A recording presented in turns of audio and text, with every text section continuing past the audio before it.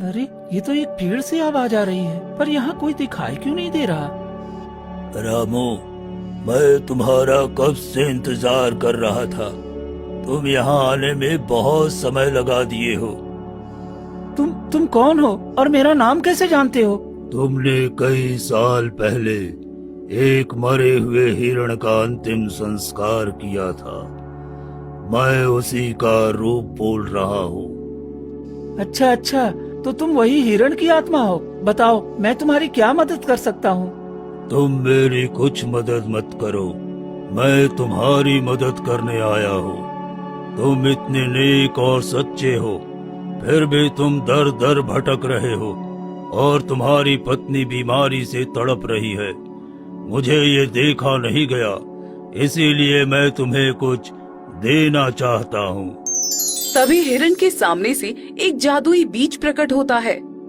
ये जादुई बीज तुम ले जाओ और अपने आंगन में लगा दो।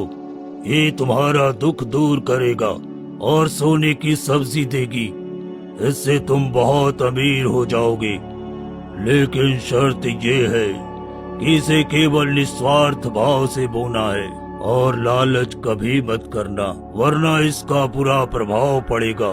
तुम नेक दिल इंसान हो, इसलिए मैं तुम्हें दे रहा हूँ। नहीं तो यहाँ एक से एक वीर इस बीज के लिए अपनी जान गंवा दिए, लेकिन वो प्राप्त नहीं कर सके। ठीक है, आपने मेरे लिए इतना कुछ सोचा, यही आपका बहुत बड़ा एहसान है। फिर रामू वो बीज लेकर घर आता है और मन ही मन सोचता है, लगता है अब मेरे सारे कष्ट दूर हो जाएंगे और मेरी पत्नी भी, जो कि इतने दिनों से बीमार थी, लगता है अब ठीक हो जाएगी। रामू जैसे ही बीज लेकर आता है, तभी हरिदास सेठ उसे देख लेता है।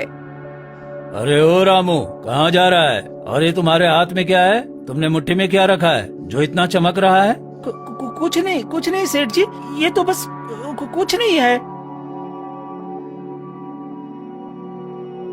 ये जरूर मुझसे कुछ छुपा रहा है। रुक जा, मैं तुम्हें इसका सबक सिखा कर रहूंगा। फिर रामू जैसे तैसे वहाँ से भाग जाता है। हरिदास सेठ गांव के चौपाल पर जाता है। अरे सुना तुम लोगों ने? मैं रामू को कुछ छुपाते हुए हाथ में देखा है। जरूर जंगल से उसे कुछ ऐसा चीज मिला है जो वो अकेले हड़पना चाहता है। हमारे ख्याल से उसे कोई जादुई बीज मिली है जो वर्षों से जंगल में थी। लगता है ये वही है। ये तुम क्या कह रहे हो सेठ जी? अगर ऐसा कुछ हुआ तो वो तो बहुत अमीर हो जाएगा। नहीं, ऐसा मैं होने नहीं दूंगा। चलो हम सब मिलकर वो बीज उससे छीन लेंगे। वो तो कुछ कर भी नहीं पाएगा। उसकी क्या औकात कि वो मुझे मना कर सके? हाँ, भला वो अकेले अमीर क्यों बनेगा, हम भी बनेंगे। इतना कहकर सभी गांव वाले रामू के घर पहुंचते हैं। अरे ओ रामू, तुम कोई जादुई बीज जंगल से लेकर आए हो, चलो हम सबको दे दो। नहीं, आप ये क्या कह रहे हो? ऐसा कुछ नहीं है, मैं जंगल से कुछ नहीं लाया हूँ। मैं खुद देखा हूँ तुम्हारी मुट्ठी में चमकता हुआ कोई चीज। वो जादुई बीज हो सकता है। तू नहीं देगा तो बहुत पछताएगा। सेठ जी, आप कुछ भी कहो, मैंने ऐसा कुछ नहीं किया है। देख ले, अगर हमें पता चल गया कि तुम्हारे पास है तो देखना, हमसे खराब आदमी तुम्हें नहीं मिलेगा। सभी गांव वाले वहाँ से चले जाते हैं, लेकिन सेठ हरिदास मन में सोचता है, तुम बहुत झूठ बोल रहे हो। मैं भी कोई कम नहीं हूँ।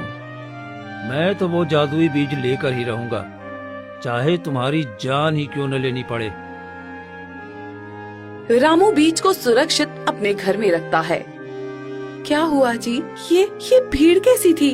अरे कुछ नहीं, बस हमारी अब किस्मत बदलने वाली है। हमारी किस्मत बदलने वाली? ऐसा क्या हो गया है? ठीक है, बस तुम देखती जाओ। फिर रामू बीज अपने आंगन में लगा देता है। फिर रात को रामू अपनी पत्नी से कहता है, देखो राधिका, भगवान ने चाहा तो सुबह को कुछ चमत्कार हो सकता है और हमारी किस्मत बदल सकती है। हाँ जी, अगर ये सही बात हुई तो हम लोगों का दुख खत्म हो जाएगा।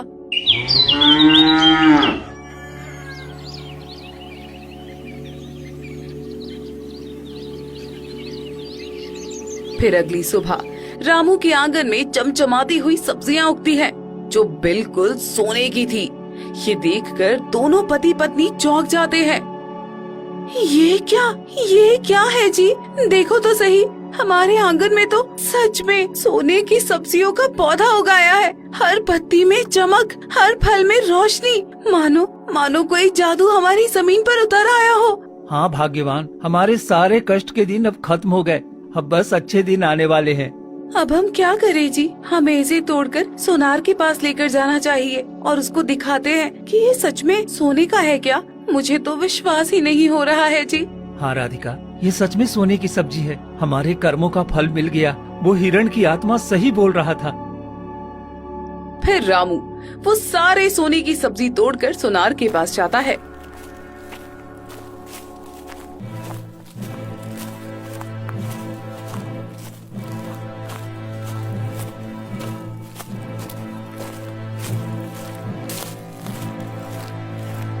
सोनार जी, ये सब्जियां सोने की है। आप इसे रख लें और इसकी कीमत मुझे दे दें। अरे इतनी कीमती सोने की सब्जी तुम्हारे पास ये सब कहाँ से आ गया? हाँ? कुछ नहीं, बस वो मेरे घर में वर्षों से रखा था। इस समय काम अच्छा नहीं चल रहा है, इस वजह से मैं लेकर आया हूँ बेचने के लिए। सोनार रख लेता है और पैसे रामू को दे देता है। अब मैं अपनी पत्नी के लिए सभी दवाइयाँ ले पाऊंगा। नहीं नहीं, ये झूठ बोल रहा है। ये तो जरूर जादुई बीज का सब्जी है। ये बिल्कुल शुद्ध सोने की है। मुझे ये हरिदास सेठ को बताना चाहिए। वो इस बीज की तलाश कब से कर रहा था। फिर सोनार हरिदास सेठ के पास जाता है। सेठ जी, आपको पता है रामू के पास जादुई बीज है।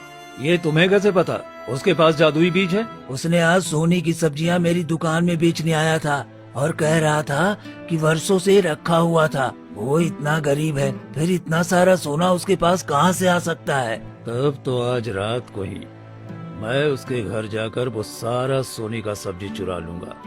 तुम देखते जाओ, अब मैं क्या करता हूँ। ठीक है, हम चलते हैं। मैंने आपको ये खबर दे दी। अब आगे जो करना है वो आपकी मर्जी है।